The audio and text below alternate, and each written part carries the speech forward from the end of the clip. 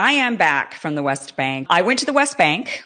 That's where I went. I was a delegate in a group. I was invited. Before this, I had no Palestinian friends, really. I don't think I now have a few, but before this trip, I don't think I had any Palestinian friends. So I have many, many Jewish friends. So I don't have an agenda that would be for any reason pro-Palestine, but I am an American and I am a tax-paying American, and our tax dollars are largely funding, if not fully funding, the Israeli army, the Israeli military. Only one group is in power, and that is the Israelis. They are the ones in power, and they're the ones who are able to exert oppression and human rights abuses against the Palestinians. The Palestinians are not in power. They're not able to turn around and commit the same human rights abuses and the same oppression against the Israelis. And there is no excuse for the human rights abuses that I witnessed over there. There's absolutely no excuse for it. And I struggled with this week because what I saw to me was so terrible. The oppression and the abuse that I saw was so horrible that I couldn't believe one group could do this to another group. It's just something that's like beyond my mind. And it's something specifically beyond my mind when I think about who's doing it, because I think of these, the Jewish people and what they went through. And how could they then turn around and do something that looks very similar to another group of people? The abused has become the abuser. And I can't even express in words what I saw because it's not believable. Honestly, it isn't believable. I didn't believe it until I saw it for myself. They're hindering the business. They're hindering the freedom of movement. The water situation is one of the worst human rights abuses that I witnessed while over there. And I can say that Bernie Sanders has recently come out to condemn the Israeli government, the racist Israeli government, and the treatment of the Palestinian people. And I can tell you firsthand that it is much, much worse than any of us can express to you. It is much, much worse.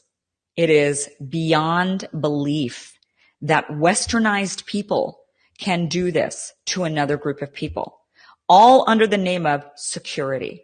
They say it's security reasons. Now, I know I am going to be hated on. I know that I'm going to be called an anti-Semite. We have to stand up for what is right and wrong. And when we see something that is wrong, we have to stand up and say it is wrong, regardless of the consequences. And for me, there will be consequences. I live in Los Angeles. I've got a lot of Jewish friends, the entertainment industry, everybody here, in my life, as in my line of work that I was in. And I don't know what's going to happen to this channel or what the repercussions are. I don't even know if Israel will ever let me back in. I don't know what the repercussions are for speaking out. But all I know is when I thought about it and when I tried to make the more neutral videos, I couldn't post them because I knew I wouldn't be able to live with myself. Because ultimately, the truth has to be told. And the truth is what the Israelis are doing to the Palestinian people is absolutely wrong. It is wrong, it is abhorrent, and it is beyond belief, and it needs to stop. The whole experience, all in all, in being there was unreal. I mean, while I was there, I just wasn't processing it. It took me coming home for me to start to really feel very upset and very shocked and disgusted. And I have to say that every American I've met, or any Westerner who has spent any amount of time in the West Bank or in Gaza with the Palestinian people, spending time with Palestinians, sleeping in Palestine, eating with Palestinians, traveling with Palestinians, every single person I know who has done this has walked away disgusted. Every single person. I have yet to meet a person who has not walked away from that experience without absolute disgust for the human rights abuses that are happening against these people.